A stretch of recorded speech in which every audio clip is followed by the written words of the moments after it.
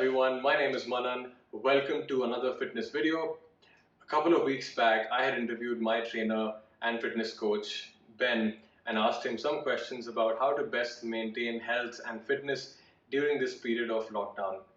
There was one segment of that interview which could not be covered in the video, and that's what we've covered here today. In this segment of the interview, we talk about nutrition, cooking, and the importance of cooking in your long-term health. Ben really breaks down cooking into small parts and makes it seem very approachable. So I'd encourage you to watch this video till the end and listen to Ben's tips around cooking and nutrition. Lastly, what about diet? I think one aspect of this is that obviously we're at home, so there's less temptation to have things which are potentially junk food and so on. But the flip side is, especially for a lot of young millennials, especially those who are single and maybe living by themselves or even with a roommate, that we are not used to cooking 3 meals a day for ourselves. And so, in fact, I read a tweet from one of my friends. He said he skips breakfast. He does brunch on instant noodles, and then he cooks dinner, and that's basically his day. And even for myself, I was initially just doing like I'll have a pasta and protein shake because I know I need to get my protein if I've done some workouts today or even otherwise. And pasta is the easiest thing to make. I've got that instant packet, and so how do we not fall back on diets? Especially because I think a lot of us are fortunately working from home as well, so it's not like we have all the time in the world again. But yeah, I think there's different aspects to it: the adjustment, the time factor, the being conscious about your diet. And anyway, I'll let you talk more. Yeah, that's one of the biggest questions that people have had, and I think you mentioned the thinking about it from the positive side, and we don't have those happy hours, we don't have those work events and catered lunches and things like that. So some of those distractions that cause a lot of issues for some people are out of the way. So that's nice. Um, then thinking about the preparing things for yourself. Now, I mean, there's different options you can buy. There's meal delivery services all over the place and everything like that. That some work really well. So if cooking and planning out meals is absolutely not an option for you, then you're going to have to rely on one of those if you want to have decent food. Another thing is take this as an opportunity, and a lot of people are working from home, so they're still pretty busy. But at the same time, if we're not we're not really doing anything else, right? Like we're not going out. We don't have commutes. We don't have events with people after work. So I would say most people should probably have a little bit more time to dedicate to something, or maybe pick up new skills and watch Netflix and all of that. But maybe this is a really good opportunity, especially somebody in that millennial age group. Maybe this is the time to start learning a few basic things about cooking. I mean, there are a million YouTube videos and recipes and cookbooks and instructional things out there, and you can start with just the easiest things. I mean, just Google easiest healthy recipes out there, and I mean, you get things that require a couple ingredients. It'll take you 20 minutes, and this might be a good time. I'm not a great cook by any means, but I mean, I can definitely take care of what I need to and prepare what I need to for myself.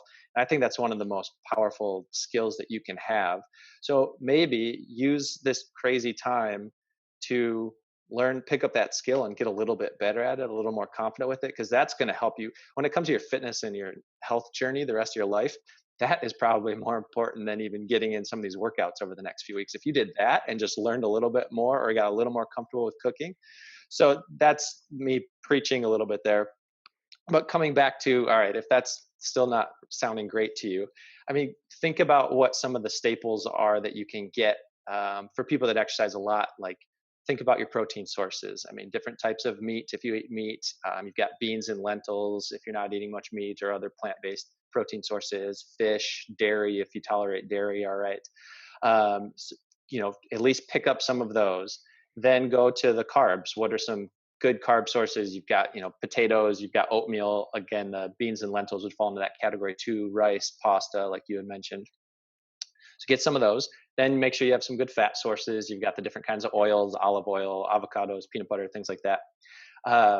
And just with that stuff, you can have a really good foundation. And then if you can Google what to make with oatmeal, what to make with, having a meat source, some vegetables, and some pasta or some rice or something like that. I mean, that's pretty much what most meals around the world are based off of anyway, is you have some kind of protein source, some kind of carb, and some kind of vegetable. And just simplifying it a little bit, instead of thinking I have to make this really elaborate, 3-hour, 4-course meal or something like that. I mean, you can get really, really basic. Something that I've relied on a lot is, I mean, even just like Costco's got either hamburger patties or salmon patties, things like that. You do that. They've also got, I mean, Costco's great. They've got the stir fry vegetables. You get a big bag of that, and then you have your rice or your pasta, your beans, your lentils, or whatever kind of carb you want on the side. And right there, you have a pretty good meal, and you can season it or flavor it however you want with spices and things like that. But just simplify it a little bit instead of looking at these really complex meals. And just know that if you want something that's fancier than that, I mean, either spend a lot of time and learn how to cook a little better, or order some of these meals, or rely on takeout. But you kind of have to figure out what you're capable of doing, what your budget, what your time, and what just your mental capacity um, can do, and then figure out the best option from that. But there's I'd recommend people to really take this time and spend, if you spend 20 minutes a day or a couple times a week and just do a little research on YouTube or on Google, and just find a couple recipes, like, you can, I think this would be a pretty powerful skill for people to pick up right now. Yeah, no, for sure. Those are all great tips. So I think the takeaway being, learn how to cook if you don't know already. And if you do know, then don't be lazy about it. We have the time, as you said. I mean, maybe not all the time, but I'm sure we can take out the time. This is important to take care of ourselves, especially, during this time. It's important that we are eating healthy. And also some great advice there on simplifying the diet. It doesn't have to be a coq au vin or a fancy recipe. It can just be some beans and rice and some chicken patties which are available, or whatever else. I think everyone will have their own individual needs and preferences, and I'm sure for everyone, as you exemplified with all the things that you said, I'm sure for all the different needs and preferences that people have, we can find something which is simple enough and available readily. Um, cool. So that was awesome. If you enjoyed watching that, please like, comment, share, and subscribe. Thank you.